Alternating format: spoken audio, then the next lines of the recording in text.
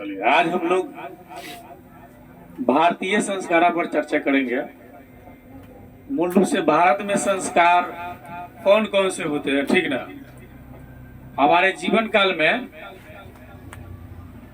कुल संस्कारों की संख्या 16 होती है, ठीक ना।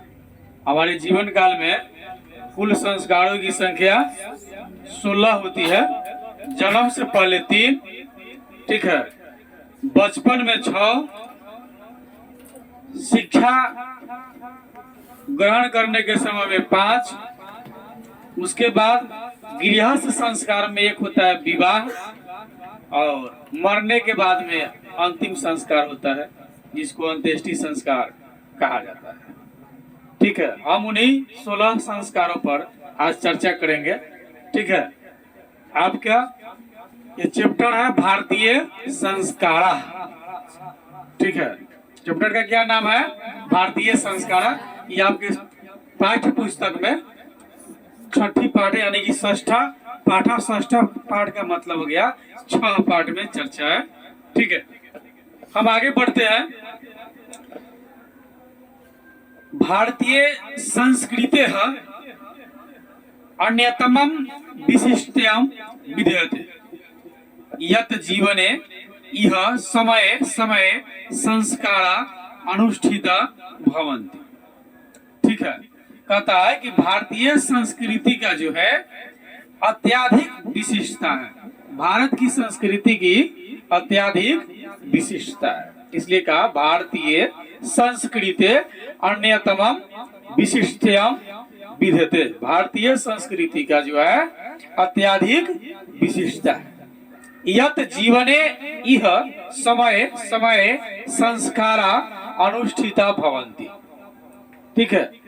इस जीवन में समय समय पर अनुष्ठान होते हैं, ठीक है। समय समय पर जो है हमारे यहाँ संस्कारों का अनुष्ठान होता है। अनुष्ठान माने यज्ञ।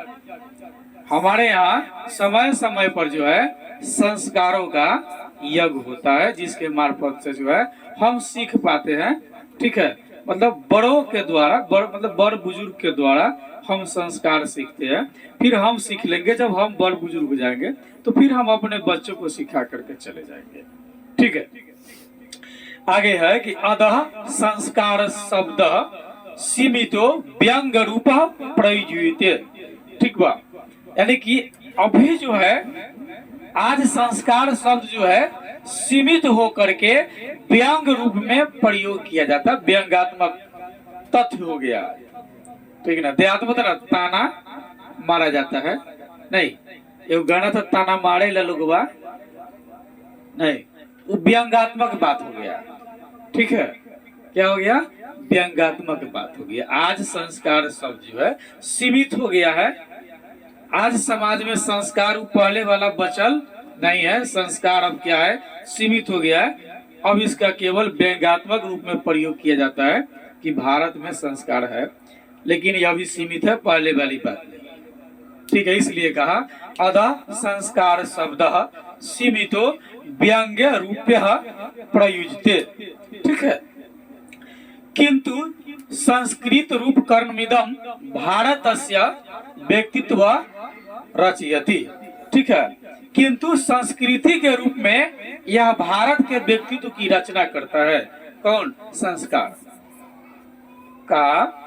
किंतु संस्कृति के रूप में यह भारत के व्यक्तित्व की रचना करता है। संस्कृत में कहा किंतु संस्कृत रूप कर्ममिदं भारतस्य व्यक्तित्व रचयति, किंतु संस्कृति के रूप में यह भारत के व्यक्तित्व की रचना मतलब समाज के प्रत्येक व्यक्ति की निर्माण करता है।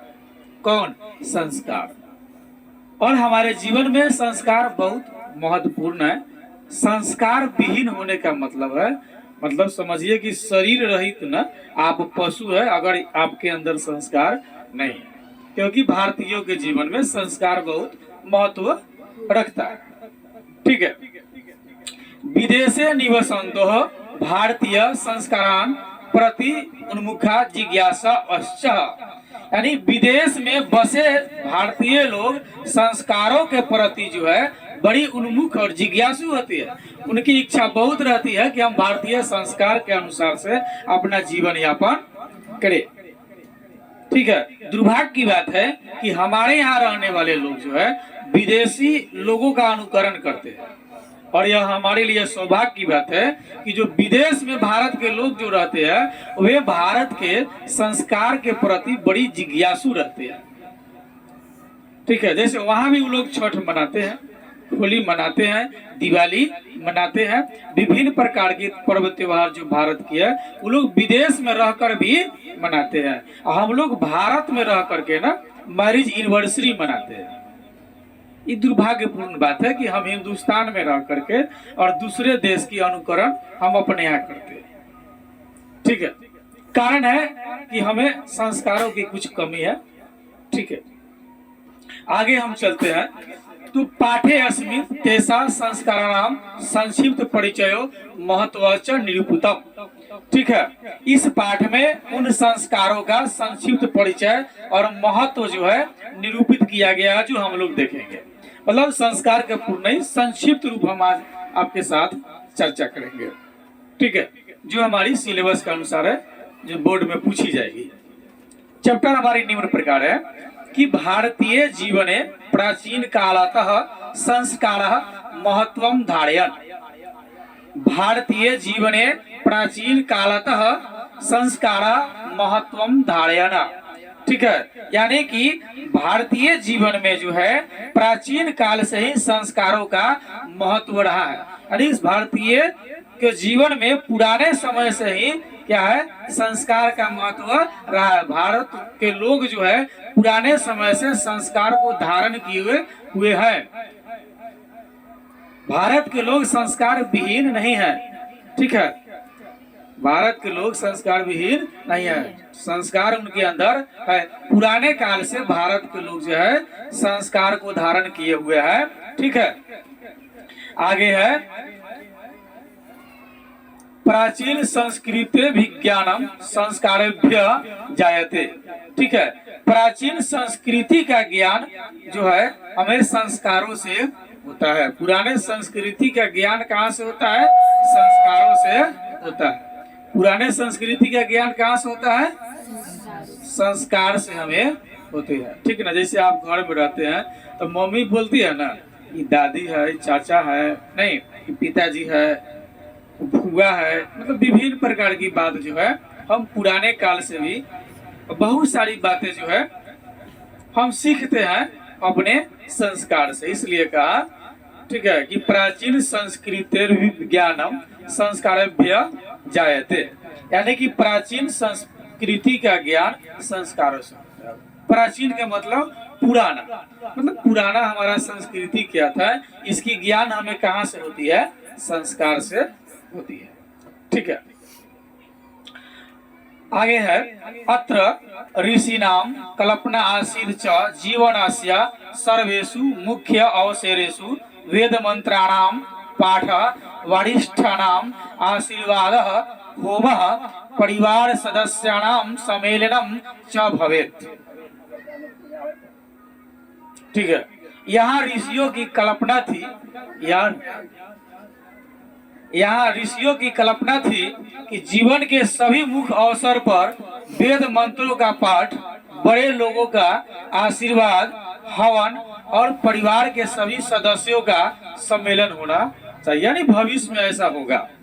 ठीक है, यहाँ जो ऋषि मुनि थे उन्होंने कल्पना किया था। ठीक है, उन्होंने कहा, ठीक है, कि जीवन के सभी मुख्य अवसर पर, हमारे जीवन में जो 16 संस्कार होते हैं, जो सभी मुख्य अवसर होते हैं, उसमें से आप किसी को नहीं कह सकते हैं कि यह जो है कि जीवन का कमजोर कार्यक्रम है। 16 संस्कार सभी एक पर एक है। ठीक है, तो यहाँ के ऋषि मुनि ने कल्पना किया कि जीवन के सभी मुख्य अवसर पर वेद मंत्रों का पाठ होगा, बड़े लोगों का आशीर्वाद होगा।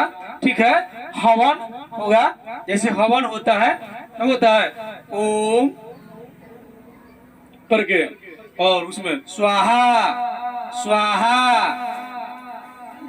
होता है ना, हवन में होता है। ठीक है, और परिवार के सभी सदस्यों का सम्मेलन होना अनिवार्य, ऐसा भविष्य में होगा। ठीक है। ठीक है, ऐसी कल्पना हमारे देश के पूर्व काल की ऋषि मुनि ने किया था, इसलिए संस्कृत में लिखा गया आपके पाठ्य पुस्तक में, ठीक है, कि अत्र ऋषि नाम कल्पना आसीत, यहाँ ऋषि मुनि ने कल्पना किया था, यत जीवनस्य सर्वेषु मुख्य अवसरेषु, ठीक है, वेद मंत्राणाम पाठ, वरिष्ठ नाम आशीर्वाद, होम परिवार सदस्यानाम सम्मेलनम च भवेत्। ठीक है, तो यहाँ ऋषि मुनि ने कल्पना किया था कि जीवन के सभी मुख्य अवसर पर जो है वेद मंत्र का पाठ किया जाएगा। क्या किया जाएगा? वेद मंत्र का पाठ किया जाएगा। ठीक है, बड़ों से आशीर्वाद लिया जाएगा, हवन किया जाएगा, परिवार के सभी सदस्यों का सम्मेलन इत्यादि होगा। सभी मुख्य अवसर पर जितने हमारे संस्कार है, संस्कार के सभी मुख्य अवसर पर ये सभी कार्य होंगे। जैसे होता भी है, जैसे मान लीजिए कि मुख्य अवसर है आपके घर में किसी की शादी विवाह, और बहन की विवाह है, भाई का है, या अन्य परिवार के सदस्यों का होता है, तो उसमें देखिएगा कि सभी सगे संबंधी आते हैं। ठीक है, परिवार के अन्य सदस्य भी आते हैं, जो दिल्ली कमा रहे हैं वो आते हैं, जो पंजाब है वो आते हैं, अन्य प्रदेश में जो कार्यरत है वही मुख्य अवसर पर आते हैं। तो उस परिवार के सभी सदस्यों का सम्मेलन होता है। ठीक है, बड़ों का आशीर्वाद छोटे लेते हैं, वेद मंत्र का उच्चारण होता है, हवन होता है। अब तो पंडित जी कहते हैं अच्छा चलिए नहीं है तो अगरबत्ती जला के पूजा कर लीजिए, उसी से कर लीजिए स्वाहा, उसी से हो जाएगा। ठीक है, तो कहा कि जितने भी मुख्य अवसर होंगे उसमें वेद मंत्र का पाठ होगा, बड़े लोग का आशीर्वाद होगा, हवन होगा, परिवार के सभी सदस्यों का मिलन होगा। होता है शादी विवाह में। आगे है कि तत्सर्व संस्काराणाम अनुष्ठाने संभवति। ठीक है, इस प्रकार से सभी संस्कार जो है होता है हमारे। ठीक है, या ऐसा सभी संस्कार के अवसर पर होता है, ऐसा सभी संस्कार के अवसर पर होता है। जैसे विवाह होता है तो विवाह भी एक संस्कार है। ठीक है, मरने के बाद हमारे यहाँ अन्य लोग आते हैं, जितने परिवार के सदस्य है, कर कुटुंब सगे संबंधी, तो वह भी एक संस्कार होता है। क्या होता है? अंत्येष्टि संस्कार होता है। नहीं, हमारे यहाँ जब बच्चों का जन्म होता है तो छठियार जब होता है उसमें भी बड़े बुजुर्ग लोग आते हैं, आशीर्वाद देते हैं, उसमें भी एक संस्कार होता है। ठीक है, और वेद मंत्र का उच्चारण होता है, भले ही हम उसको भूल गए हैं। ठीक है, उसकी चर्चा हम आपके साथ हाल फिलहाल करेंगे। तो तत्सर्व संस्कार नाम अनुष्ठान संभवती। तो इस प्रकार से हमारे यहाँ सभी संस्कार जो है होते हैं। एवं संस्कार महत्वम धारयन्ति, और इस प्रकार संस्कार को महत्व को जो है हम बना करके रखे हुए हैं। कौन? भारत के लोग। हम लोग कौन है? भारतीय हैं। इस प्रकार से हम लोग भारत के संस्कारों को धारण किए हुए हैं। जो पिताजी को संस्कार होगा वो आपको मिलेगा। ठीक है, आप जब बड़े हो जाएंगे फिर आप इस संस्कार को अपने नेक्स्ट पीढ़ी को सौंप करके चले जाएंगे। ऐसा ही होगा ना?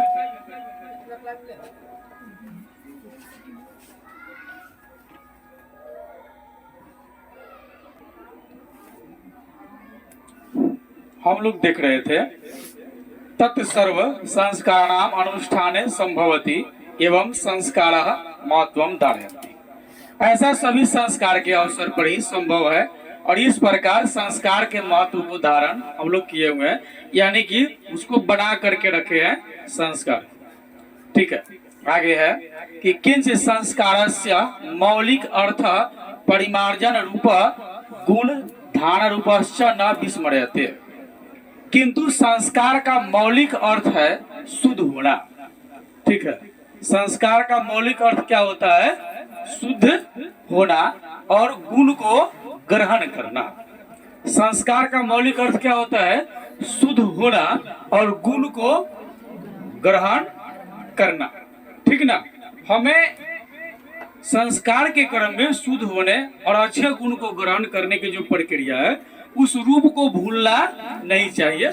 हमें उसे हमेशा याद करके रखना चाहिए। जैसे विभिन्न प्रकार के संस्कार में आप देखते हैं, जैसे कोई पर्व त्योहार जैसे मनाते हैं, जैसे मान लीजिए आप हाल फिलहाल में अपने यहाँ छठ मैया की पूजा हुआ है, तो उसमें क्या किया लोग ने, स्नान पूजा करके जो है, ठीक है, पूरा शुद्ध मन से भगवान को याद किया।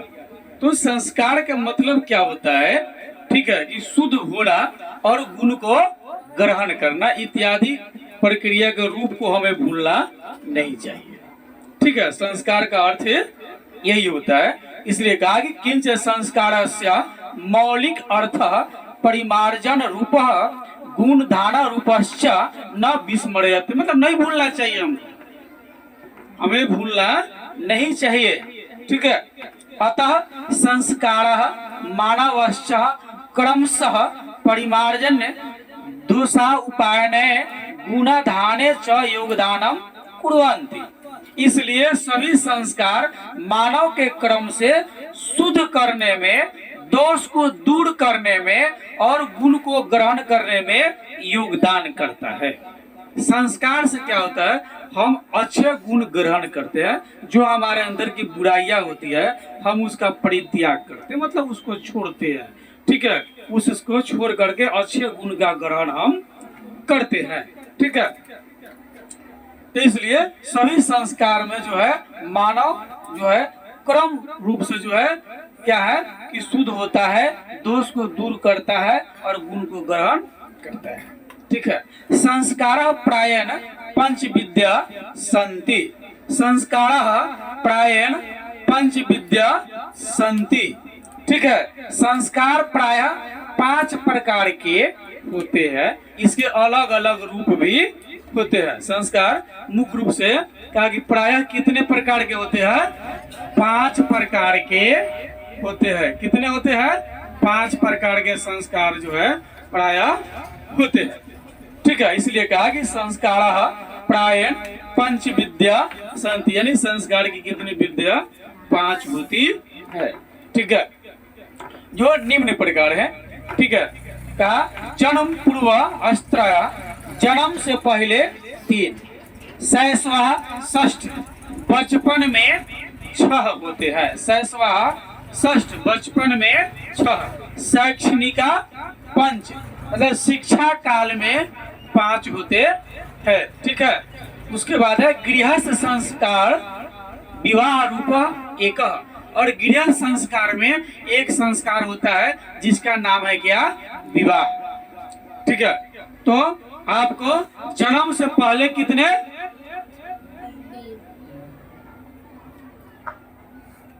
नंबर 1 में जन्म से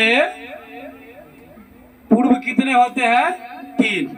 ठीक है, दूसरा क्या है, बचपन में जब जन्म हो गया तब बचपन में 6 होते हैं, बचपन में 6।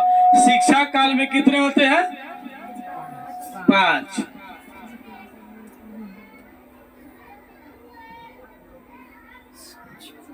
शिक्षा काल में 5। ठीक है, शिक्षा काल में 5, ये जोड़ लीजिए कितना हो गया, 6 5 11 3 14, अब बच गया 16 संस्कार। कुल कितने संस्कार होते हैं, 16, मतलब 16 संस्कार होते हैं। कुल कितने संस्कार, हाँ, कुल कितने संस्कार, 16। मानव के जीवन काल में कितने संस्कार, 16 संस्कार होते हैं। ठीक है, जन्म से पहले 3, बचपन में 6, शिक्षा काल में 5। ठीक है, चौथा होता है गृहस्थ जीवन में जब प्रवेश करता है। ठीक है, तो उसमें एक संस्कार होता है कौन, गृह जीवन में एक संस्कार होता है विवाह। अगर साधु संत बनना है तो आपका ये संस्कार छूट गया। ठीक है, और 5वां जो होता है संस्कार के जो 5 विद्या होते हैं, 5वां होता है वह कौन, अंतिम संस्कार।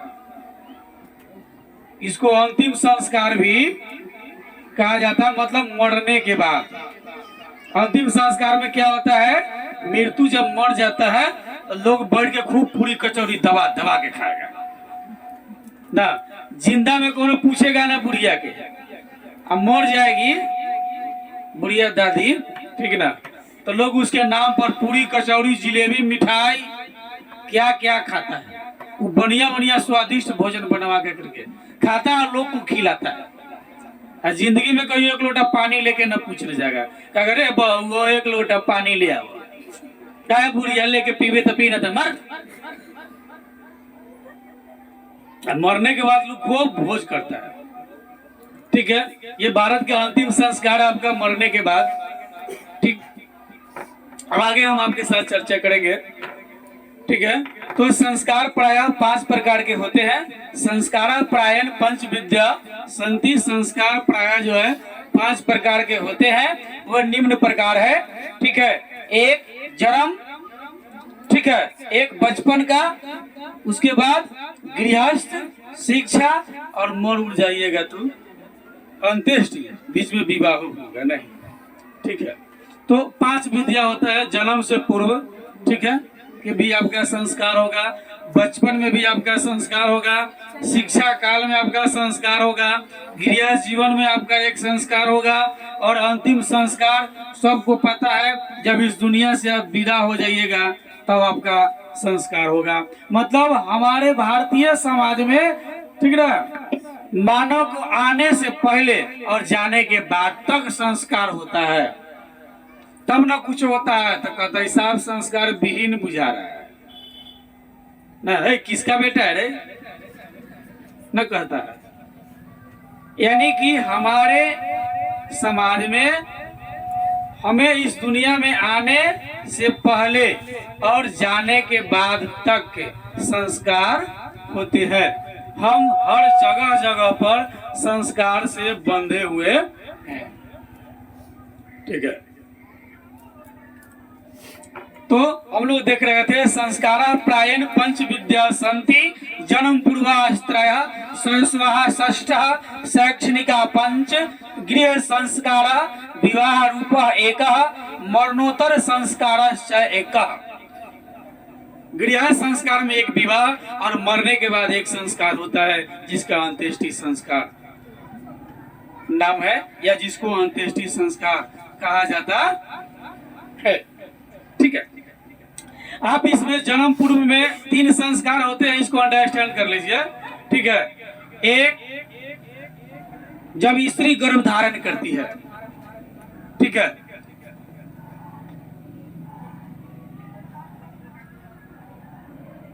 जन्म पूर्व 3 संस्कार,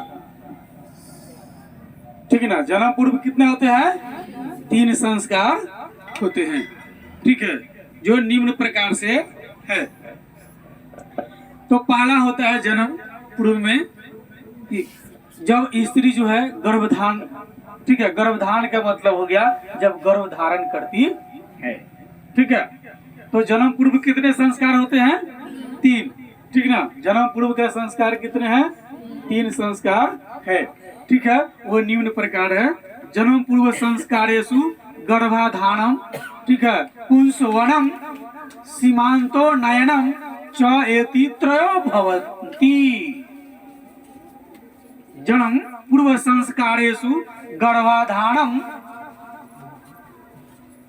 पुंसवनम सीमांतो नयनम च एति त्रयो भवन्ति। यानी जन्म पूर्व का संस्कार जो है गर्भाधान, पुंसवन और सीमांतो नयन संस्कार जो है होता है। ये निम्न प्रकार से है। पहला है गर्भाधानम,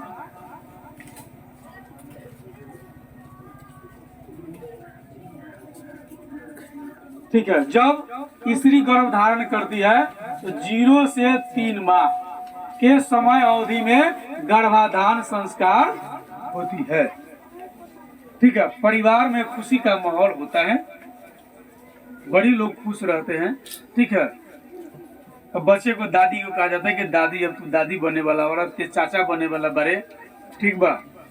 ओकरा पापा कहा जाता है बबुआ तू पापा बनने वाला बड़ा, खुशी में मिठाई बांट, ठीक है। तो गर्भाधान पहला संस्कार है। जन्म से पूर्व की संस्कार कौन है? पहला गर्भाधान 0 से 3 माह में की अवधि में जो है गर्भाधान संस्कार होता है। उसके बाद होता है पुंसवनम, ठीक है। दूसरा है पुंसवनम। ये होता है आपको 3 से 6 माह के अंतराल में। जब 6 माह हो जाएगा तो पुंसवनम संस्कार होगा। ठीक है, कितना हो जाएगा? दूसरा संस्कार 3 से 6 माह में होगा। ठीक है, दूसरा संस्कार कब होगा? 3 से 6 माह में मनाया जाएगा। जब गर्भवती स्त्री 6 माह की गर्भ धारण के समय अवधि पूर्ण जाएगा तो होगा पुंसवनम संस्कार। ठीक है, इसमें पंडित जी लोग आएंगे, वेद मंत्र का उच्चारण होगा। ठीक है, सग संबंधी कर कुटुंब के यहाँ से खीर पूरी बन करके आएगा। खीर पूरी ना कि तस्मय हुए ना, खीर पूरी सब्जी उब्जी खूब बढ़िया। लोग सब खीर छोड़ देगा, सब्जी कचौड़ी पर भिड़ जाएगा। कम से कम वहू से फायदा रहता है। ठीक है, तीसरी संस्कार जो है ये आपका सीमांतो नयनम। ठीक ना, क्या है? सीमांतो नयनम संस्कार है।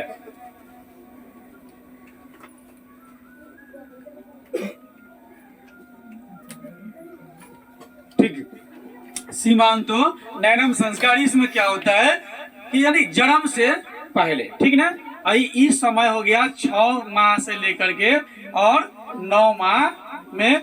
जब 9 माह हो जाती है तब जो है इसमें क्या करता है, स्त्री की पति सीमांतो संस्कार में क्या करता है इसके साथ, ठीक है, इसको अपने गद्दी पर बैठाता है।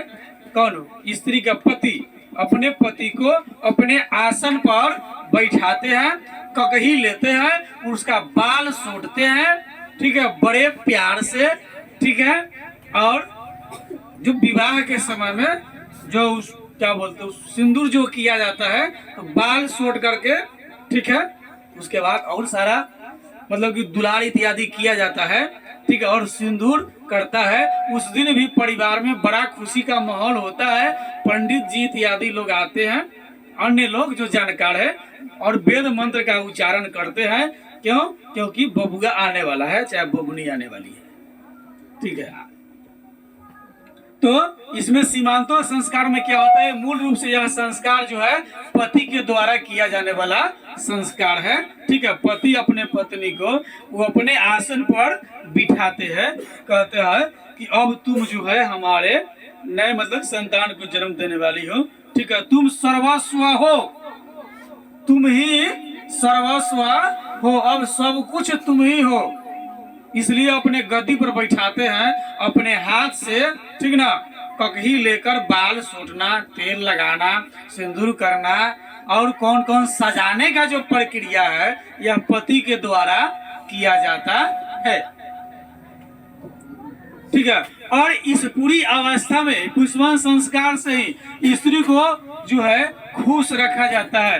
ये पूरी अवस्था में स्त्री कैसा रहना चाहिए? खुश रहना चाहिए, यानी प्रसन्न रहना चाहिए। बीच में विवाद, झगड़ा, झंझट, मानसिक तनाव इत्यादि किसी प्रकार की परेशानी नहीं होनी चाहिए स्त्री के साथ। न तो अगर झगड़ा किए तो बबुआ जी आएगा वो झगड़ालू हो जाएगा।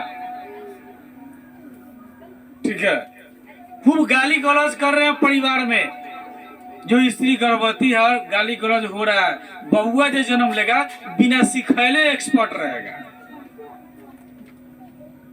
ठीक है, तो स्त्री को हर हाल में खुश रखा जाता है ताकि अगला जो जनरेशन जो आ रहा है वह परफेक्ट गुड होगा, अच्छा होगा, सुंदर होगा, सुशील होगा।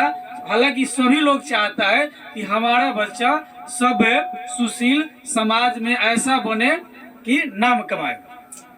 ठीक है, अब पहले खींचातानी चल रहा है ना, बिहार में शराबबंदी हो गई है तो बहुत फायदा है, ना तो बहुत लोग पहले हिलट दुलट है, शाम के पत्नी पूछे गए जी सब्जी लेनी है कि नहीं, अभी ना लेनी है। अब इसमें गर्भवती स्त्री जो होगी गुस्से में आ जाएगी, स्वाभाविक है, उसका बच्चा जो है गुस्सैला प्रवृत्ति का हो सकता है।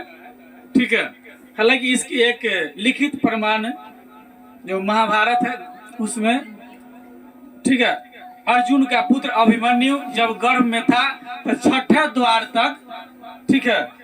तोड़ने का भेद जो है वह गर्भ में ही सीख गया था।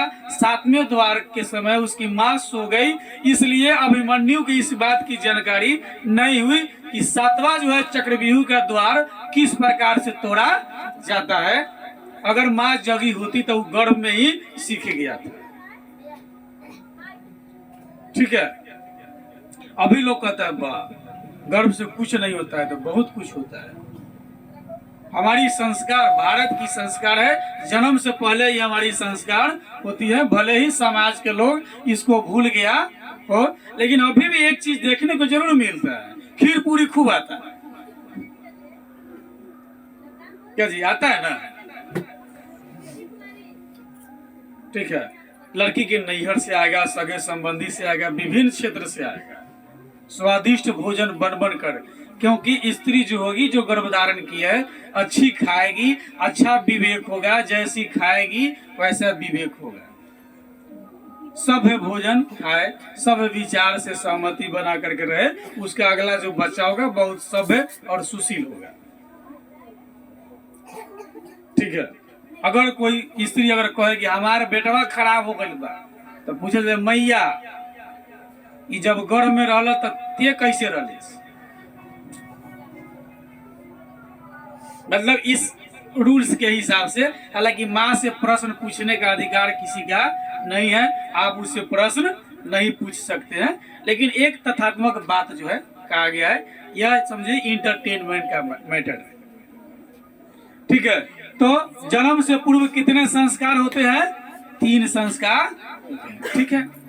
जो हम तीनों का हम लोग देखे, 0 से 3वां, 3 से 6वां, 6 से 9वां, 9वां के बाद तो 5 दिन 10 दिन के बाद में उसका जन्म हो जाएगा। अब दुनिया में आएगा तो पूछेगा ना कहाँ आईली, कहाँ आईली?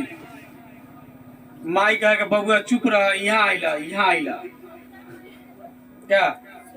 तब सुहर गाएगा, विभिन्न सारे लोग आएंगे, होता है ना, ये भी एक संस्कार है। जन्म के बाद में सोहर गाने वाले लोग आता है ना, आप लोग को आता है? नहीं आता है। तब भारतीय संस्कार नहीं जानते, जानना चाहिए, सोहर वोहर याद करना चाहिए। क्या? अगर तहनी के घर में भतीजा हुई तो फुआ लोग कैसे गीत गावे जाएगी? सीधे जाके कहो भैया वो झुमका ले, गीत उत गाइएगा तब नहीं। अब गाना है ना, जुगे जुगे जिया लालाना वा भावाना वा के भाग जा, उन्हीं से निमन से गैया तब न मिलेगा। नथिया झुमका सब कथी कथी मिल जाएगा। ठगना है तो बढ़िया गीत गाना होगा ना। चलिए आगे हम लोग चलते हैं। और अत्र गर्भ रक्षा गर्भास्थ संस्कार रोपणम गर्भावतश्च प्रसन्नता चेती प्रयोजनम कल्पनाम अस्ति। ठीक है। यहाँ जो है इस 3 संस्कार में गर्भस्थ जो होता है उसमें गर्भ में ही संस्कार का रोपण होता है। गर्भस्थ शिशु में ही संस्कार का रोपण होता है। और गर्भवती जो होती है वो उसको हमेशा जो है खुश रखने का प्रयोजन किया जाता है कि जो भी गर्भवती स्त्री है वह हमेशा क्या है, खुश रहे, प्रसन्न रहे। कि जितना प्रसन्न रहेगा उतना जो है बच्चा क्या है एकदम खिलता खिलखिलाता रहेगा, जहाँ रहेगा एकदम हा हा करते रहेगा।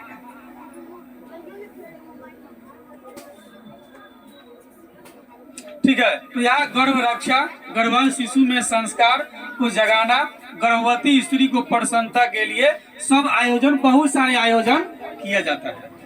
किसी तरह गर्भवती स्त्री जो है वह प्रसन्न रहे, खुश रहे। ठीक है। उसको टेंशन उनसन नहीं होना चाहिए, नाराजगी नहीं होना चाहिए। ठीक ना। अब जैसे बताए ना कि किसी घर में स्त्री गर्भवती हो, घर वाला एकदम गायब रहता हो, लो मेंटेनेंस में चलता हो, अपने जाता हो और उन्हें से 2-4 पौआ मार के आता हो, हिलते डुलते आएगा तो समस्या खड़ा हो जाएगी नहीं? बाप शराबी, बेटा पिए तो क्या खराबी?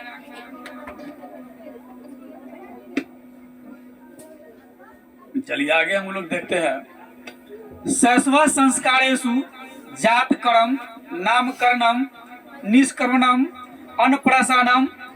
ठीक है।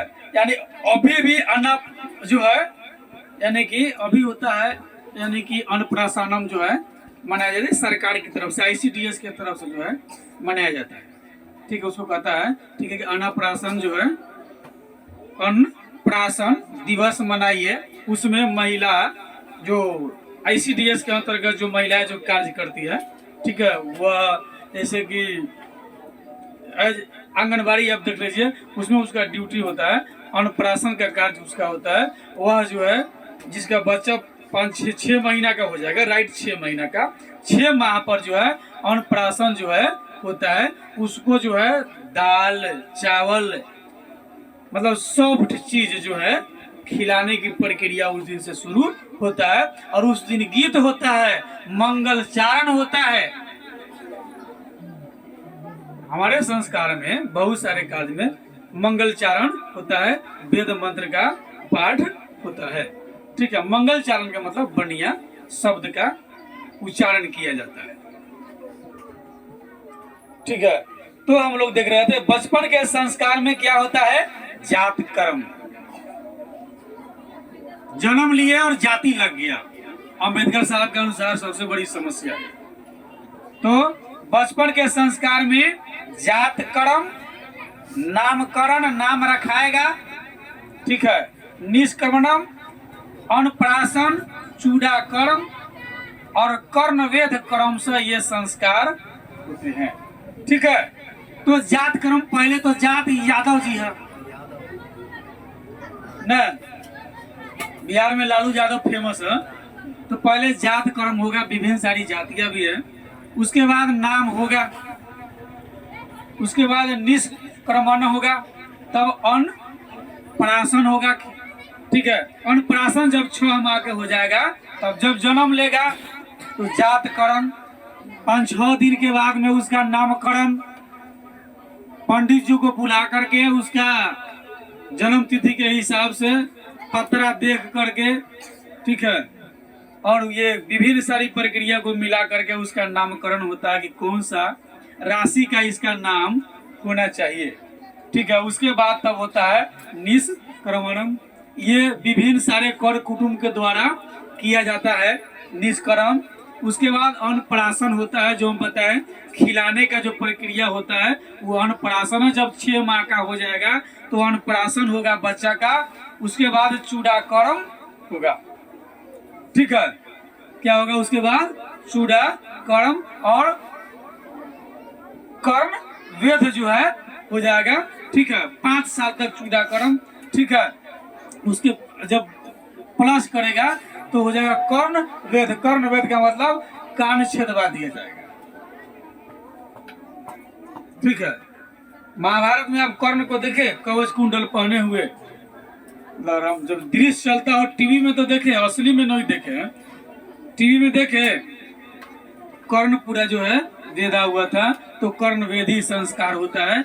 ये बचपन में कितने संस्कार हो गए, 6 संस्कार हो गए, यानी कि जन्म से लेके, ठीक है, और कहाँ तक पहुंच गया, 6 साल तक जब पहुंचे तो 9 गो संस्कार आपका परिपूर्ण हो गया। 16 संस्कार में 9 संस्कार आपका हो गया।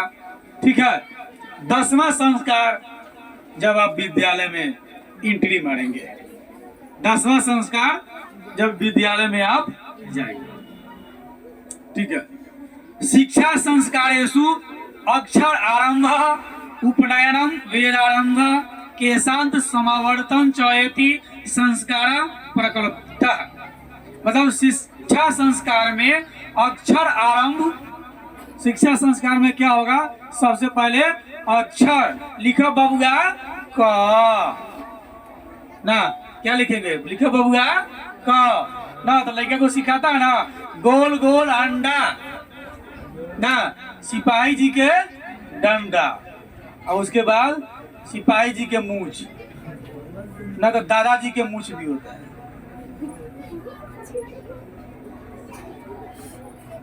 ना। तो पहले क्या होता है शिक्षा संस्कार में, सबसे पहले अक्षर आरंभ। ठीक है, इंग्लिश मीडियम है तो पहले ए, कैसे लिखना है, ए, उसको बोलेगा, बोलो बेटा ए, ना तो कहेगा ए, कहेगा ए कैसे लिखाएगा, कहेगा एक लाठी दू लाठी, उसको सिखा देगा ना देहाती भाषा में। एक लाठी दू लाठी, एक लाठी के आधा काटी, हो गया ए।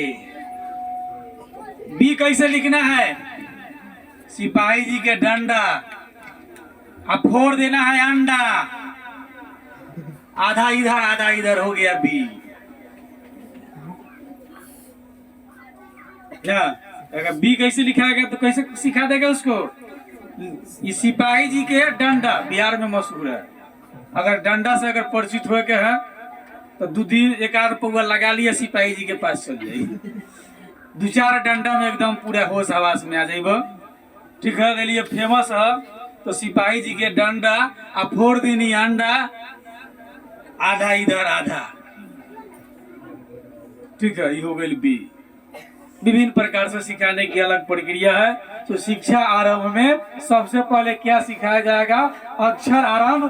ठीक है, ये अक्षर आरंभ है, क से सिखाइए, ABCD सिखाइए, 1 2 सिखाइए। ठीक है ना, काउंट मतलब जो भी अक्षर आप सिखाते हैं, मैथ का, हिंदी का, इंग्लिश का। तो शिक्षा का सबसे पहला संस्कार क्या है, अक्षर आरंभ होता है। पहला संस्कार क्या है, अक्षर आरंभ होता है। ठीक है, उसके बाद होता है उपनयनम।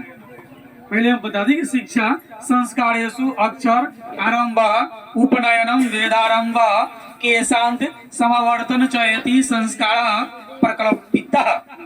मतलब शिक्षा संस्कार में अक्षर आरंभ उपनयनम संस्कार। उपनयन संस्कार का मतलब क्या होता है कि गुरुजी आएंगे और बच्चों को वो अपना घर लेके जाएंगे। ठीक है, यानी गुरुकुल में उपनयन संस्कार का मतलब है कि मतलब गुरु जो है शिष्य को, चेला को अपना घरे ले जाएगा और वो अपने घरे से पढ़ाएगा लिखाएगा। ऐसा गुरुकुल में पहले होता था। ठीक है, तो इसके बाद उपनयन संस्कार होगा। ठीक है, उपनयन संस्कार का मतलब, कोई नहीं बोल रहा है, सब चुप हो गया है, यानी गुरु के पास ले जाने वाला संस्कार। उपनयन संस्कार का मतलब गुरु के पास ले जाने वाला संस्कार। ठीक है, गुरु जी आएंगे और शिष्य को अपना घरे ले जाएंगे, उसके बाद वो अपने हिसाब से उसको ढालेंगे। ठीक है, जिस तरह लोहार हथौड़ी से पीट कर लोहा को गर्म करके तब ना उसको रूप बनाता है, कुम्हार को देखिएगा मिट्टी को गूंथ करके ना खूब सान करके ना खूब गूंथते हैं ना बढ़िया से, खूब मिट्टी को पीटते हैं कि ना पीटते हैं, कुम्हार खूब पीटेंगे और तब जाकर उसको एक नया रूप देगा, जिस मिट्टी का जो समान मिट्टी से अलग होगा। सुराही बना देगा, घड़ा बना देगा, कपटी बना देगा, दियौरी बना दिया तो दीपक जलेगा उसमें। मिट्टी तो वही है, मिट्टी तो वही है जो समान मिट्टी है, लेकिन कुम्हार जब उसको ले गया तो उसको नया एक रूप दे दिया, दियौरी बना दिया तो दीपक जलेगा, लोग उसके सामने जाकर कहेंगे, मतलब जिस देवता के मंदिर में जलेगा उसी के सामने जाकर प्रणाम। शंकर जी के मंदिर में है, हे शंकर जी प्रणाम, दियौरियों को प्रणाम हो रहा, कहा अहो भाग हमारे ना, ये सब लोग पधारे।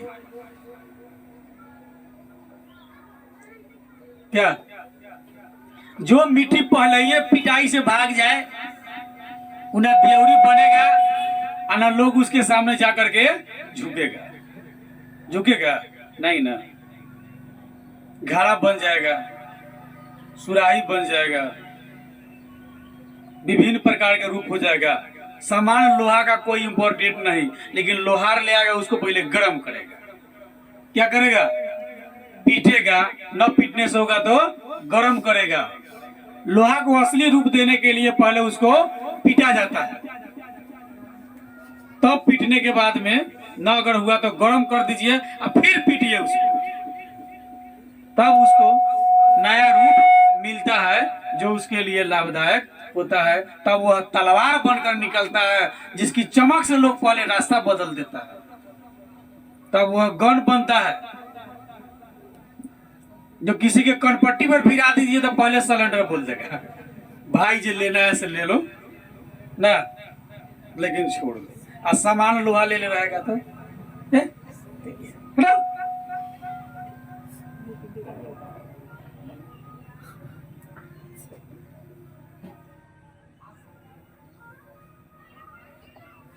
सामान लोहा ले रहेगा तो कोनो डराएगा, कोनो नहीं डराएगा। ये लोहा के छोड़ देखा बता रे है ना, और वो कांटा देखा कहीं लोडेड होगा तो माथा घुमा देगा नहीं। अच्छा वो कीमती कैसे होगा जब वो लोहार के पास गया? मिट्टी कीमती कैसे हो गया जब वो कुम्हार के पास गया? कुम्हार को देखिएगा मिट्टी सामान्य मिट्टी को पूरा गूंथता है, देखिएगा लाते सानता है ना लात से ना सानता है, हाथ से भी सानता है, और मशीन भी आ गई है, ठीक है। और उस मिट्टी को एक बढ़िया मूर्ति का रूप दे देता है। लोग सभी लोग जाकर के उस प्रतिमा के सामने, मूर्ति के सामने झुक करके प्रणाम करता है। हे सरस्वती जी गोर लागे छियो, हमारा ऐसो मैट्रिक में जिला टॉप करा दिया, अगला साल हम अकेले सरस्वती पूजा करो ना। दुर्गा जी बना देगा, वही मिट्टी के राक्षस बना देगा ना, क्या बना देगा? राक्षस भी होता है, वही मिट्टी के बाघ भी होता है, वही मिट्टी के दुर्गा जी भी होता है। सब लोग जाकर दुर्गा जी को प्रणाम करता है, और राक्षस को देखा मार राक्षस वाले। अच्छा राक्षस के कोनो जाके प्रणाम करता है, हैं?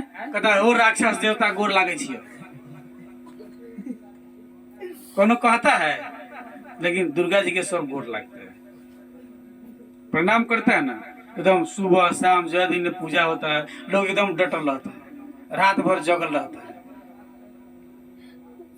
इम्पोर्टेंट तो समझिए आप, मिट्टी वही, एक मिट्टी जिस पर आप खड़े हैं और दूसरी मिट्टी जिस पर के सामने आप झुके हैं,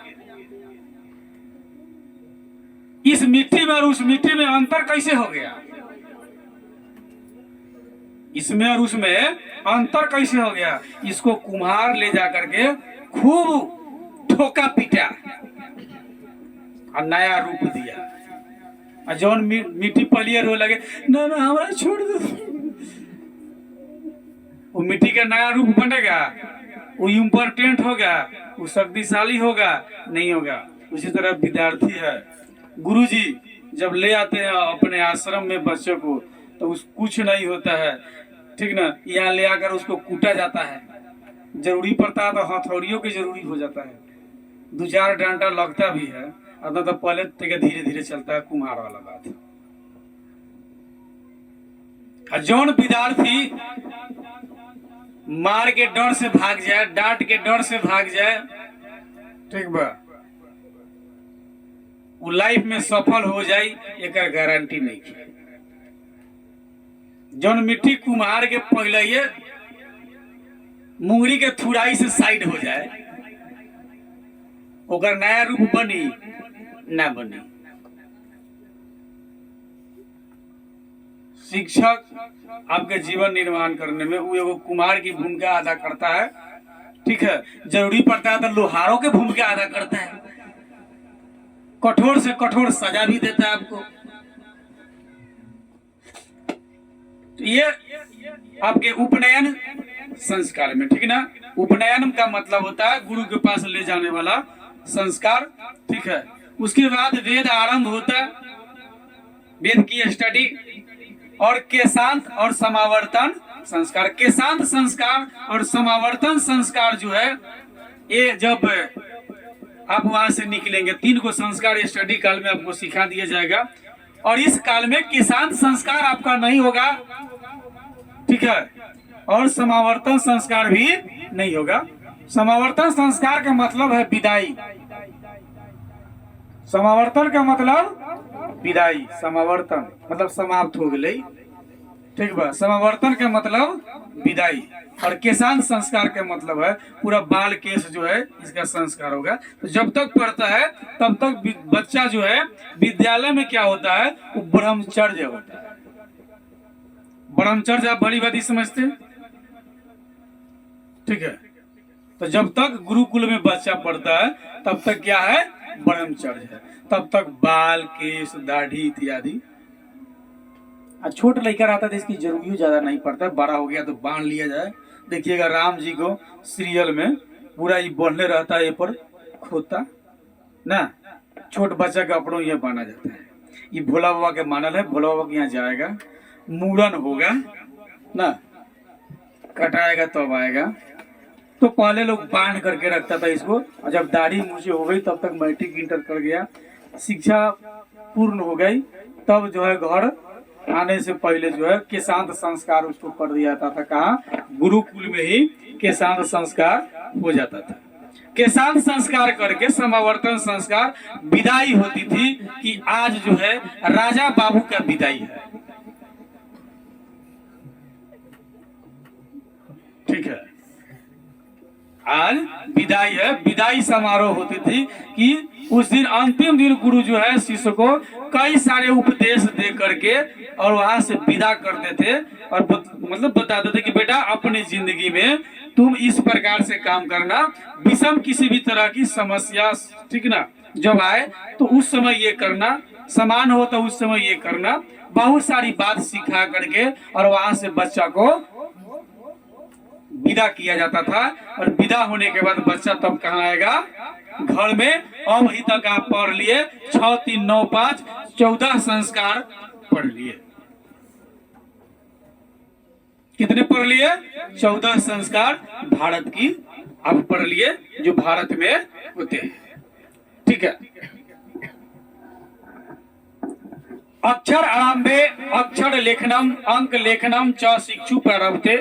अक्षर आरंभ में जो है अक्षर लेखन और अंक लेखन बच्चा आरंभ करता है।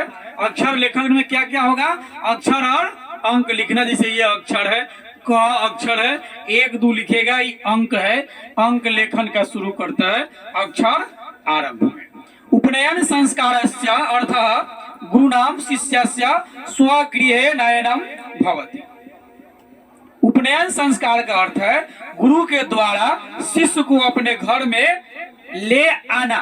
गुरु जी शिष्य को अपने घर में ले आएंगे, ठीक है, और यहाँ उसे विभिन्न प्रकार की शिक्षा देंगे, जीवन की बहुत सारी घटनाओं की जानकारी उसको देंगे, ठीक है, कि जिंदगी जीनी कैसी है, समाज की सेवा करना कैसे है, हमारी उत्पत्ति हुई क्यों है, माँ बाप की सेवा करने के लिए, समाज की सेवा करने के लिए, या पिताजी बोले तो फसरी लगा के मरने के लिए। क्यों? समाज में जो भी कुछ कुरीति होती है जिसका एक ही कारण है कि सही से हमारी संस्कार का रोपण नहीं हुआ, सही ज्ञान हमको नहीं है, इसलिए हमसे कुछ गलतियां हो जाती है। चलिए आगे है, तत्र शिष्य शिक्षा नियमान पालयनम अध्ययनम करोति। कहाँ? गुरु के घर पर। गुरु के घर पर बच्चा क्या करता है? जो है तत्र शिष्य शिक्षा नियमान पालयनम अध्ययनम करोति। वहाँ शिष्य जो है शिक्षा नियम का पालन करते हुए पढ़ाई लिखाई करता है। कहाँ?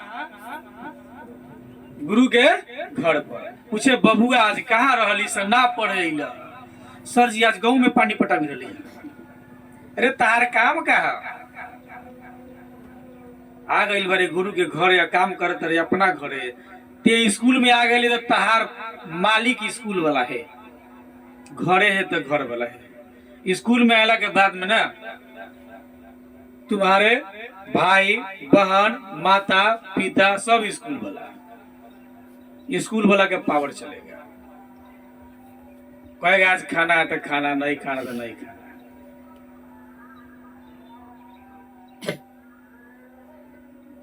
महाजन हंसतिया है।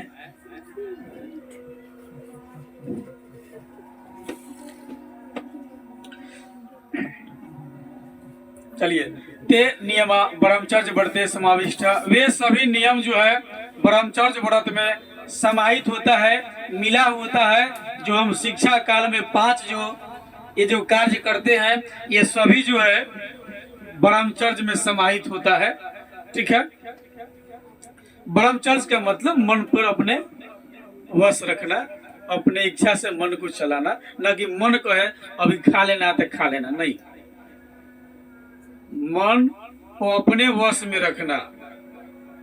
जिस आदमी का मन अपने वश में नहीं है वो समस्यात्मक बात हो सकती है।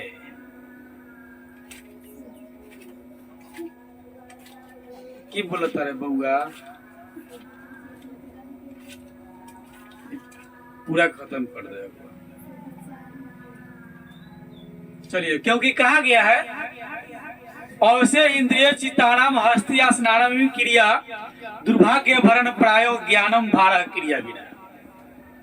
अवश्य इंद्रिय चित्तानाम हस्ति स्नानम मेव क्रिया दुर्भाग्य भरण प्रायो ज्ञानम भार क्रिया बिना।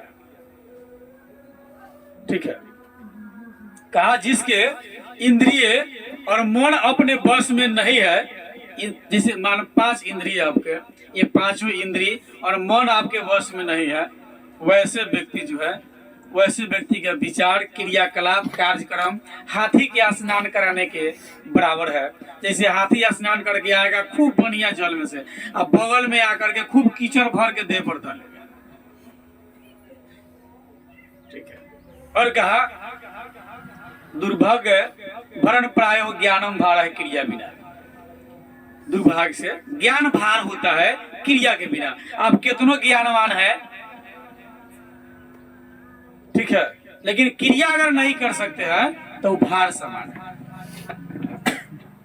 क्रिया अगर नहीं करते हैं तो भार के समान है। किसका ज्ञान भार के समान है? जो क्रिया नहीं कर सकता, अनुकरण नहीं कर सकता। हम हमेशा ईश्वर का स्मरण में कहते हैं, आप ईश्वर का स्मरण करिए, लेकिन स्मरण से ज्यादा आपके जीवन में अनुकरण चाहिए।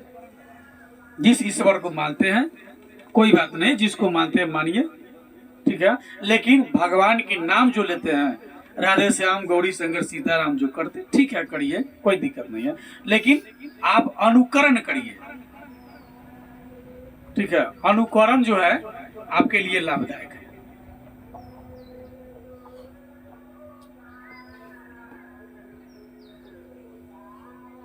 चलिए,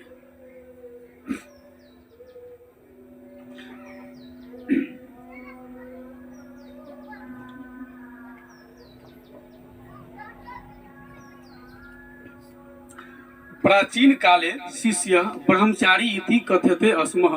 प्राचीन काल में शिष्य को ब्रह्मचारी कहा जाता था। किसको?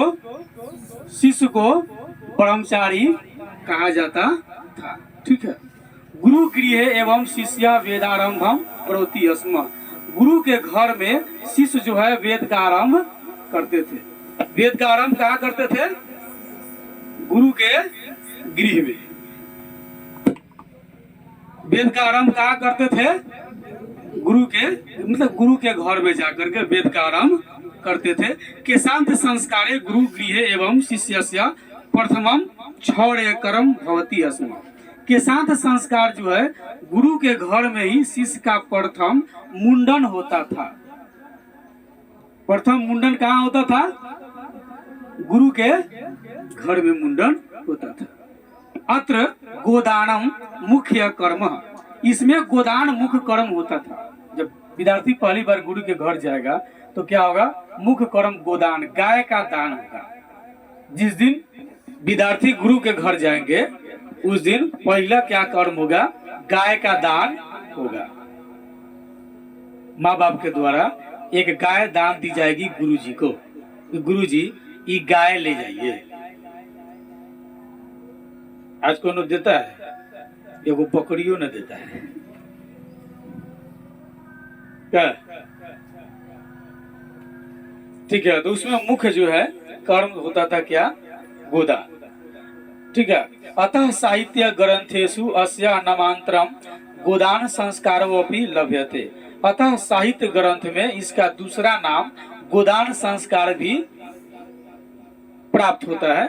ठीक है, साहित्य में जो है इसका जो है उपनयन का दूसरा संस्कार क्या हो जाता है हमारे यहाँ? गोदान संस्कार जो है, उपनयन संस्कार में ही गोदान संस्कार होता। जब मुंडन होता था पहली बार जाएगा बच्चा तो पूरा जो है शुरू शुरू में जब जाता था तो सब पूरा केस उस छीन लिया जाता था, ठीक है। पूरा विद्यालय के यूनिफॉर्म में आपको रहना है, विद्यालय के विदाउट यूनिफॉर्म में आप नहीं रह सकते हैं, ठीक है। तो उस समय शुरू शुरू में गोदान संस्कार तथा आप लोग सीख लीजिए, सब गुड़ा एक को गाय खरीद करके हमारे यहाँ बांध जाइएगा और आप लोग आइएगा तो घर से चारा लेके आइएगा, उसको खिलाइएगा, ठीक ना। गाय जब दूध देगी तो हम वो सब आप लोगों को पिलाएंगे, ठीक है। आगे चले हम लोग। समावर्तन संस्कारेषु उद्देश्यम शिष्यस्य गुरु गृहात गृहस्थ जीवने प्रवेशः। समावर्तन संस्कार का उद्देश्य है शिष्य का गुरु के घर से अलग होकर अपने गृह जीवन में प्रवेश करना। अब गृहस्थ जीवन में जब आप चले गए तो वहां जाए ना कि आप बड़े हो गए शिक्षा प्राप्त करके, तो उस अब गृहस्थ जीवन में एक संस्कार होगा कौन? ये तो सब लोग पूछते हैं क्या?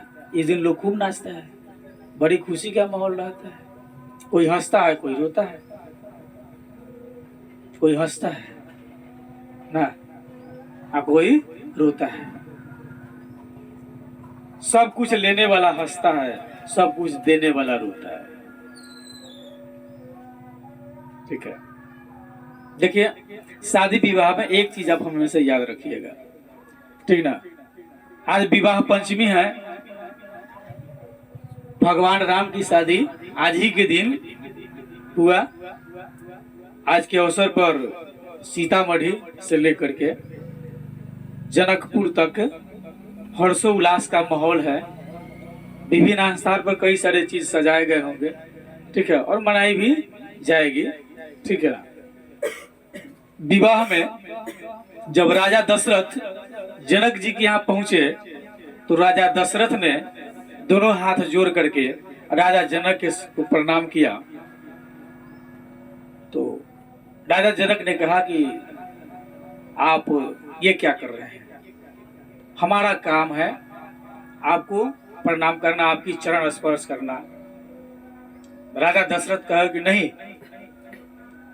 आप देने वाले हैं और हम लेने वाले हैं। इस दुनिया में देने वाला हमेशा बड़ा होता है और लेने वाला हमेशा छोटा होता है, इसलिए हम छोटे हुए और आप बड़े हुए। अभी क्या होता है अपने यहाँ, लड़की वाला लड़की का पिता लड़के के पिता को प्रणाम करेंगे, लेकिन रामायण काल में लड़का का पिता लड़की के पिता को प्रणाम किया। वास्तविकता भी है कि जो देने वाला है वो बड़ा है और जो लेने वाला है वो छोटा है। आपको किसी से कुछ लेना होगा तो झुक कर लेना होगा, और देने वाला तो सीना तान कर देगा। देने वाला सीना तान कर देगा। एक पिता 18 वर्ष 20 वर्ष जितनी अवधि तक अपनी लाडली बेटी को पालती है, उसकी सारी मैनेजमेंट करती है, सारी जो भी आवश्यकता होती है सबको पूरा करता है, किसी चीज की कमी नहीं हो इसका हमेशा ध्यान रखता है, उसकी बेहद ख्याल भी रखता है, ठीक है। और एक दिन हर चीज से संपन्न करके उसको विदा कर देता है। पिता के घर में उस दिन बचता था केवल आंसू और कुछ बचता नहीं है। टीवी, फ्रिज, बेड सेट और कौन कौन सी सामग्रियां होती है, विभिन्न सामग्री। बेटी के विदाई से पहले पूरा घर भाड़ा पूरा होता है, पूरा सामान रखने का जगह नहीं होता है, सगे संबंधी एकदम पूरा चारों तरफ हाउसफुल।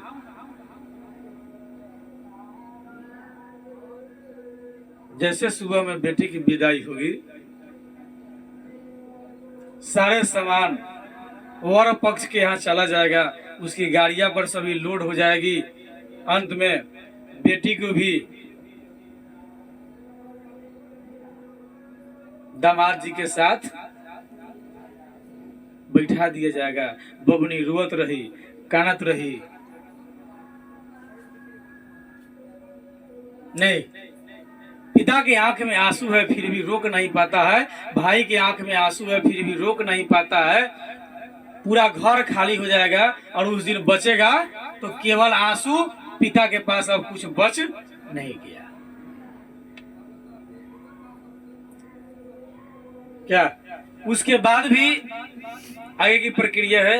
कुछ लालची लोग दहेज के चक्कर में बहुत सारी प्रक्रिया करते हैं जो एकदम उचित है, अनुचित है। यह बात गलत है, नहीं करना चाहिए। उस पिता से पूछिए जिसने 18 वर्ष 20 वर्ष तक जिस बच्चे का पालन पोषण किया, उसकी हर एक जरूरत का ख्याल रखा, कभी किसी चीज की कमी नहीं होने दी। अगर बुखार लग गया तो पिता बगल में बैठकर सर दबाया हो, भाई बगल में बैठकर सर दबाया हो। जब उसकी विदाई होगी, पिता, माँ, भाई, बहन सभी रोते रहेंगे। कल तक पूरा घर भरा था और आज पूरा घर खाली है, जहां देखेगा कुछ नहीं दिखेगा।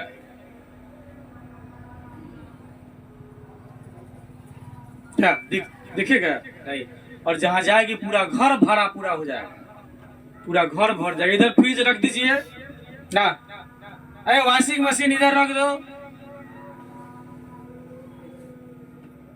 इसलिए कहा कोई हंसता है कोई रोता है।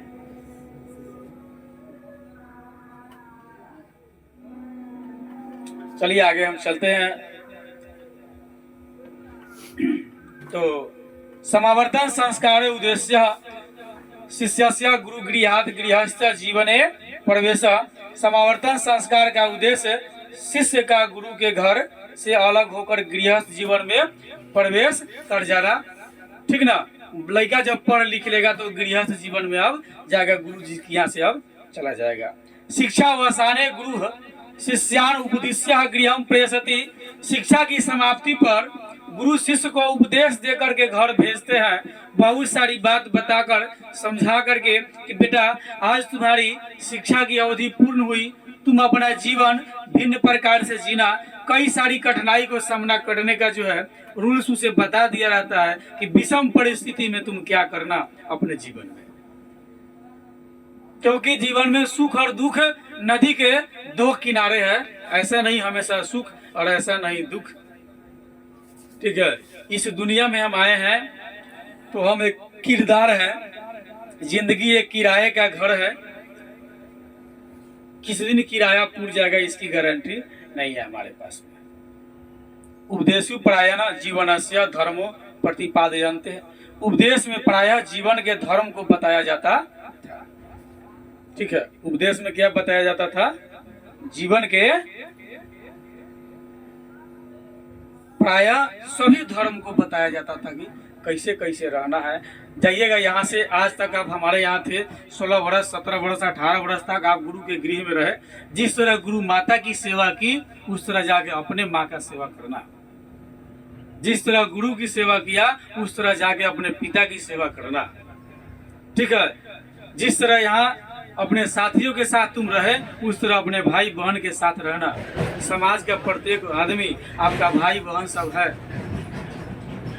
वहां जाने के बाद ऐसा अवसर न मिले, कहने के न मिले यह शिष्य फलाने गुरु का है, आवारा गर्द जिंदगी जीता है। ठीक है, तुम क्योंकि शिष्य से ज्यादा उस समय प्रतिष्ठा की अपहरण अगर होगी तो गुरु की। यथा सत्यम वद धर्माचर स्वाध्यानामंत प्रमदः इत्यादि। जैसे सत्य बोलो, धर्म का आचरण करो, अपने आप पढ़ने से प्रमाद मत करो, खुद बैठ कर किसी चीज का अध्ययन करो, सोचो समझो फिर उसका निर्णय लो इत्यादि की बात सिखा करके गुरु जो है शिष्य को अपने उसके घर भेज दिया करते थे। जिसको हम कहते हैं गृहस्थ जीवन में। अब आगे की प्रक्रिया होगी। विवाह संस्कार पूर्वक मेवा मनुष्य वस्तुत्व गृहस्थ जीवनम प्रवस्ति। विवाह संस्कार से पूर्व जो है मनुष्य गृहस्थ जीवन में प्रवेश करता है। विवाह संस्कार से पूर्व मनुष्य गृहस्थ जीवन में प्रवेश करता है। ठीक है, गृहस्थ जीवन का मतलब विवाह से पहले। ठीक है, ऐसे भी लोग गृहस्थ कहलाता है। ठीक ना, गृहस्थ गृहिणी इत्यादि होता है। लेकिन इसमें प्रवेश कब करता है? तो शिक्षा जब समाप्त हो जाती है और विवाह से पहले लोग गृहस्थ जीवन में प्रवेश कर जाता है। ठीक है, विवाह पवित्र संस्कार मतः यत्र नाना विधानी कर्मकांडानी भवन्ति। विवाह पवित्र संस्कार माना जाता है जिसमें अनेक प्रकार की कर्मकांड होते हैं, बहुत सारी प्रक्रिया होती है जिसकी हम कुछ चर्चा करेंगे। यानी कि हम शुरू में कहे कि हम संक्षेप में चर्चा आपके साथ करने वाले हैं। तेसु वाग्दानम मंडप निर्माणम वधु गृहे वरपक्षस्य स्वागतम।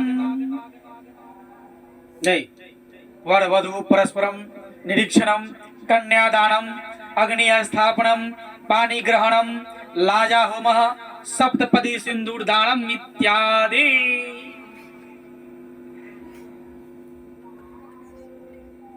कहा उसमें वाग्दान होता है। ठीक ना, पहले शादी विवाह से पहले देखिएगा वाग्दान परंपरा में क्या होता है। तो जिसको लगन बोलते हैं, लगन लगन होता है ना, लगन जाता है लड़के वाला के यहाँ से लड़की वाले के यहाँ, यानी वर पक्ष से वधु पक्ष में।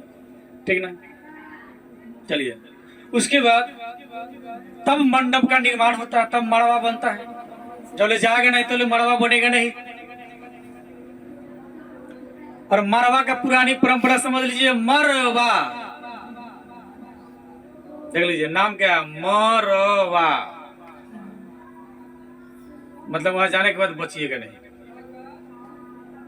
वहां जाने के बाद बचना नहीं है। जा कहा रहे हैं मरवा में, जगह का नाम है कथी, मरवा। पुराने काल मतलब ऐसा मतलब कल्पित बात है कि जब पहले शादी विवाह होती थी,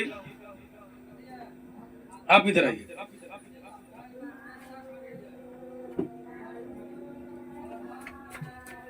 पहले जब शादी विवाह होती थी तो युद्ध होता था।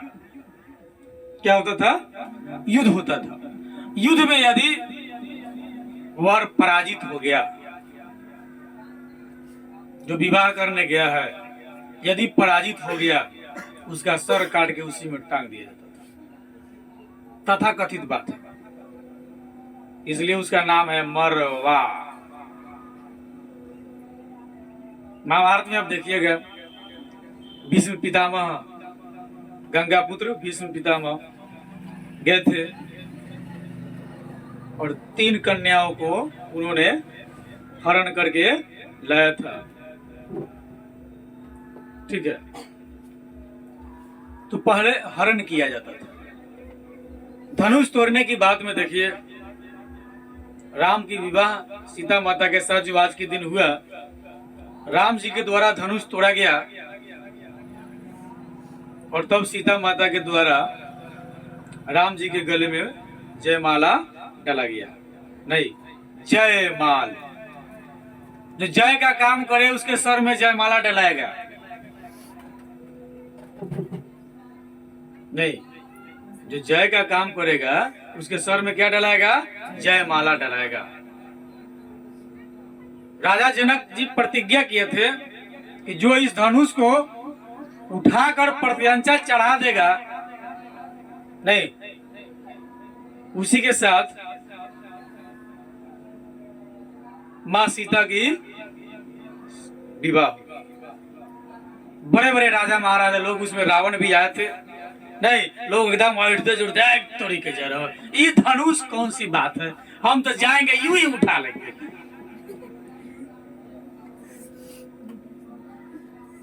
सब लोग इधर से हिलते डुलते, जब उधर से आ रहा तो मुंह लटके, दर किसी पर मुंह ताकियो नहीं रहा है, एकदम मौन। क्या हो गया? उसके बाद दूसरा राजा एकदम हिलते डुलते, आई मोटा मोटा आदमी,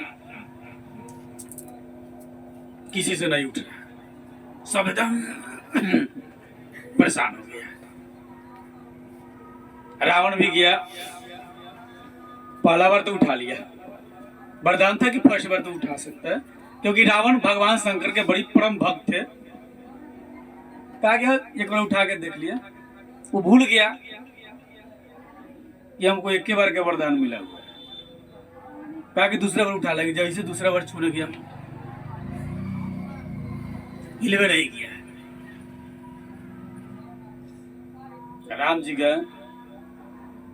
जी का ध्यान, पहले गुरु को प्रणाम किए। राम जी कुछ सोचते हुए जा रहे थे और ध्यान सीता माता की तरफ था। सीता माता ने अपनी शक्ति राम को दी। जब तक माँ सीता शक्ति किसी को नहीं देते, धनुष किसी से टूटने उठने वाला था नहीं। माँ सीता शक्ति किसको दिए? राम को। राम गए और धनुष को, राम के द्वारा धनुष टच कब किया गया, टूटा कब, किसी को पता नहीं लगा। राम जा रहे हैं, धनुष टच किए, ठीक ना, खंड खंड हो गया, एक ऊपर एक नीचे, एक हाथे में रह गया, और लोग पूरा आकाश गर्जन होने लगा और लोग देखते रह गया। क्या जब राम जी तोड़ने जा रहे थे तो और लोग कर रहे तोड़ी के दे रहे, ये दूध मुंह में के दूध के दांत टूटल है, ये देखो तो धनुष तोड़ने आया है। हमनी ऐसा ऐसा राजा महाराजा लोग आकर के पराजित हो गए हैं, ये धनुष तोड़ने आया। जो अपनी के भाषा में जा तोड़ के आवा। जब टूट गया कहीं, नहीं कौन है भाई, कौन ही संवाद गया परशुराम जी को। परशुराम जी वहां से दौड़े आए, फांसा लेते, हाँ कौन है भाई, किसने हमारे इष्ट देव भगवान शंकर की धनुष को तोड़ा है? कहा जो है सामने आओ, आज बचेगा नहीं हमारे प्रहार से।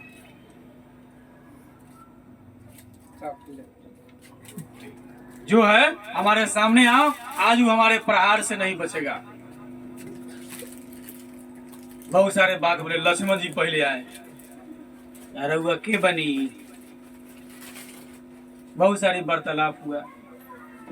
कहा कि इसे समझा दो, हम परशुराम पृथ्वी को छत्री विहीन करने वाले। लक्ष्मण जी क्या अपन बड़ाई अपने दिखावा तरह ना। जब परशुराम जी की क्रोध देखे तो बड़े बड़े जो राजा उसमें जो बैठे हुए थे, कहा तोड़ी के देखो धनुषवा तो हम तोड़ देती है, लेकिन हम न तोड़ लिया। ये देखो ना, अब कहा दोनों भाई के परशुराम जी छोड़ी, अब फारसा से गर्दन उतार दिए के, यही डरे हमू न तोड़ लिया। तो हाँ हमू वही चलते न छोड़ दिलिए यार।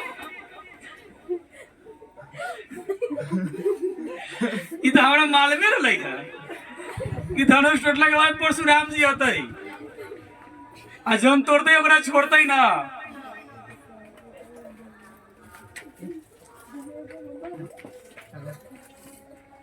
ठीक है, तो कुछ लोग ऐसा भी होता है ओकरा से काम ना होगा, लेकिन बाद में खूब कहेगा हाँ हम है नु भाई।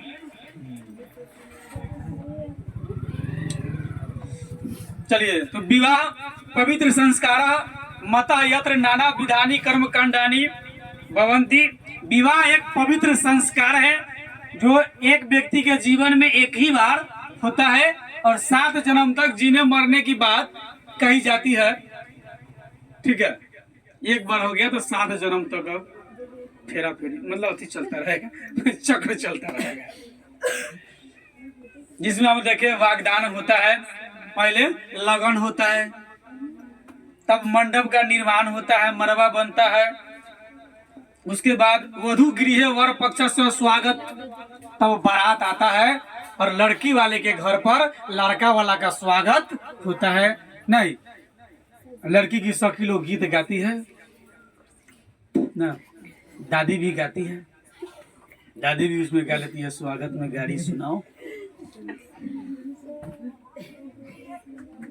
दोस्त लोग भी गाते हैं।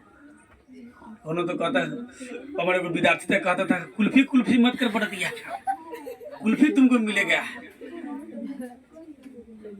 लेकिन वो कहता था कुर्सी, लेकिन तो तराती थी, तो कहता था कुल्फी कुल्फी मत कर पड़ दिया। कंफ्यूज था, कुल्फी देते नहीं, कहते कुल्फी कुल्फी मत करो, कुल्फी तुमको मिलेगा। ये को कुल्फी चल नहीं रहा है, गा रहा है कुल्फी कुल्फी मत करो। बढ़ती अलग चिंता में था, जानू खाला के बाद कुल्फी खिया तो खाला के बाद ले दूर पर खड़ा है, केनहू तक कुल्फी लेके आएगा। हमनी तो पूछ रहे थे कुल्फी ना कही था, इधर कुर्सी कुर्सी कही था।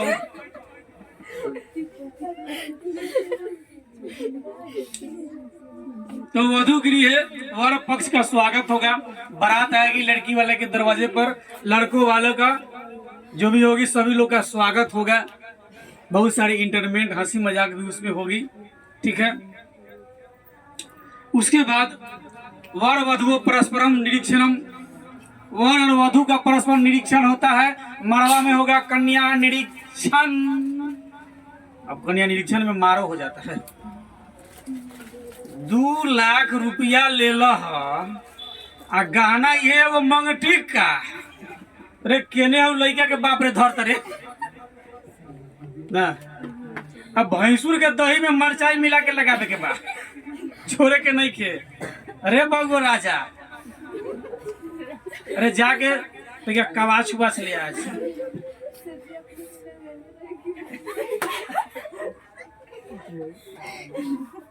ठीक है, तो वर वधु परस्पर निरीक्षण होगा। अभी भी निरीक्षण होता है विवाह में। कन्यादानम उसके बाद होगा। कन्यादान, कन्यादान विशिष्ट परंपरा है। वह सौभाग्यशाली है जिसको कन्यादान करने का मौका मिलता है। दुर्भाग्यशाली है जिसको कन्यादान करने का मौका नहीं मिलता है। जो कन्यादान कर दिया, महादान किया, महादानी है अपने जीवन काल में, उससे बड़ा दानी कोई नहीं। और जो कन्यादान नहीं किया ओकरा से बड़का मतलब उल्टा बात। कन्यादान उत्तम दान होता है, क्योंकि वह देने वाला है और देने वाला ईश्वर होता है। नहीं, लेने वाला तो मजदूर होता है, देने वाला मालिक होता है, लेने वाला नौकर होता है। लड़की का पिता मालिक होता है ना, लड़का का पिता भिखारी। 2 लाख रुपया देवे के पड़ी। अब बोलता भी ना बड़ी झोंक से, 2 लाख रुपया एगो बुलेट मोटरसाइकिल, मतलब भीखो मांगता है तो सीना तान के मांगता है, मतलब लाइसेंस ही होता है। सरकार कहती है दहेज नहीं लेना, दहेज लेना अपराध है, लेकिन कहता है 2 लाख रुपया बुलेट मोटरसाइकिल, फ्रिज और कौन कौन सामान सब। एक तो बेटी वाला बेचारा वो बेटी को पढ़ाया लिखाया खिलाया पिलाया पोसा पाला, और ओकरा ऊपर से फ्रिज टीवी और कौन कौन चीज, और 2 लाख रुपया बुलेट मोटरसाइकिल ना। समस्या की बात। कन्यादान में एक और चीज समझ लीजिए आप,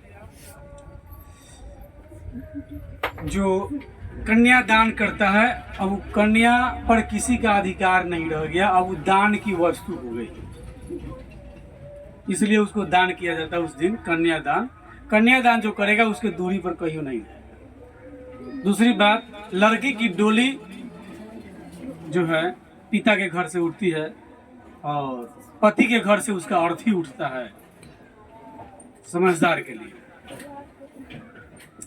कन्यादान करने के बाद उस कन्या पर हमारा कोई अधिकार नहीं है। जिस परिवार को हमने सौंपा वो जब चाहे तो उसको ले जा सकता है, उसको कोनो रोक उक नहीं सकता है।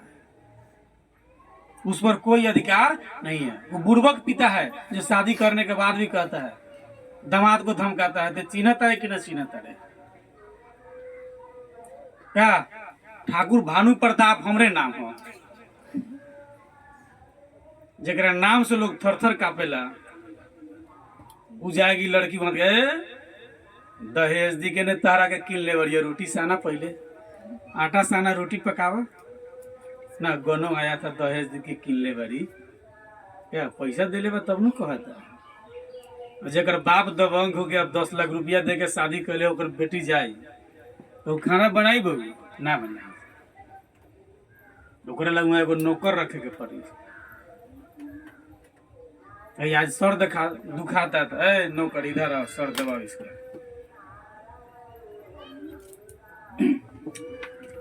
चलिए उसके बाद कन्यादान होता है। कन्यादान जो करने वाला है उसके दूरी पर के कहीं पानी तक भी नहीं पिएगा, और जिस चीज को आप दान कर दिए उस पर आपका अधिकार नहीं है। वो बुड़बक पिता है, ना समझ है, जो दान करने के बाद भी अपना अधिकार जनाता है, क्योंकि बेटी की अर्थी पिता के घर से, डोली पिता के घर से उठता है, अर्थी पति के घर से, तो यानी कि यहाँ से जाएगी लेकिन वो मरेगा वहां से, अंतिम संस्कार पति के घर से होगा उसका। ठीक है, तो कन्यादान उसके बाद होगा अग्नि स्थापन ना, आग विष्णु भगवान को दम साक्षी रख करके 7 फेरा लिया जाएगा। 7 वचन, 1 वचन, 2 वचन, 3 वचन, 4, 5, 6, 7 ना। मड़वों में घुमाता है चारों तरफ से। लड़की के भाई ना लड़का को गर्दन में गमछा बांध लेगा, देख लो अगर गड़बड़ सरबड़ कुछ भइल तो अभी ना कुछ कहले बड़ तो गर्दन में गमछा बांध के खींचो तारी। अगर हमारा दीदिया के कुछ कहला एक बार समझ ली है कमे खींचता नहीं, एक बाद पीछ पर खींचिए लड़का समझदार वही दिन पूछ जाता है, बुढ़बक है वो नहीं पूछता है, समझदार वही दिन पूछ रहा है। अभी ना कुछ कल वही तक गर्दन में रस्सी बन के खूब खींचता है ना, खींचता है कि ना, खींचते ना जी, हाँ याद कर रहिएगा। उसके बाद पानी ग्रहण, वही बेर पानी ग्रहण करेगा जो कन्यादान करता है ना, वही बेर ओकरा हाथ से पानी अंतिम बार, उसके बाद ग्रहण नहीं करेगा। ठीक है, लाजा होम होगा, लावा हो लावा फूटल है, धान के शायद नहीं, धान का लाजा होम होता है, लावा फोड़ करके। ठीक है, उसके बाद सप्तपदी होता है। सप्तपदी एक चीज होता है जिसमें सिंदूर, कौन सिंदूर उसको कहा जाता है, वो भाखरा सिंदूर शायद कहा जाता नहीं, हाँ उसमें वो डाला होता है, वही से सिंदूर दान होता है। और जैसे सिंदूर पड़ गई वैसे उन्हें देखिए लड़की के माई शुरू इन्हें पड़ल और उन्हें शुरू ना, तब नु गाना चला, पड़ते सिंदूर बा बेटी के हो गई पड़ा, सिंदूर पड़ल इन्हें बेटियों रो रहा, उन्हें माइयों रो रहा, उन्हें पिता डेहरी पकड़ के रो रहा है ना, ओकर फ्रिजो तर न रही, फ्रिज में चल जाए वाला।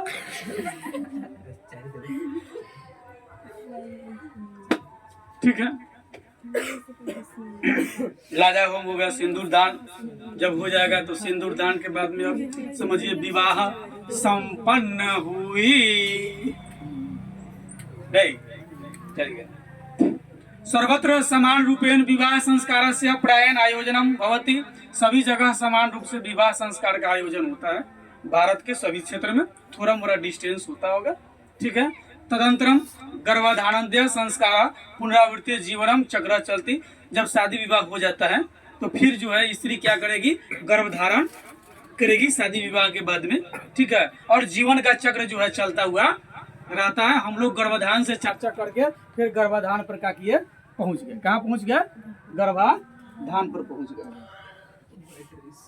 ठीक है, ये भाई एट टाइम में धोखा दे बता रहा,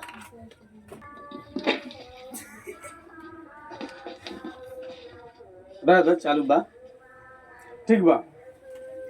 उसके बाद होता है मरणादंतरम अंत्येष्टि संस्कार अनुष्ठीयते, मरने के बाद अंत्येष्टि संस्कार किया जाता है। अंत्येष्टि मतलब दाह संस्कार किया जाता है। एवं भारतीय जीवन दर्शनस्य महत्वपूर्ण उपादानम संस्कारा इति। इस प्रकार भारतीय जीवन दर्शन का महत्वपूर्ण स्रोत संस्कार है। महत्वपूर्ण स्रोत कौन है? संस्कार है। इसी के साथ हमारी आज की चैप्टर भारतीय संस्कारा द एंड होती है। ठीक है, आप लोग घर पर खूब वीडियो देखिए, जरूरी पड़े तो शेयर कीजिए ना, अच्छा लगे तो लाइक कीजिए, हाँ सब्सक्राइबो कीजिए। तो अपने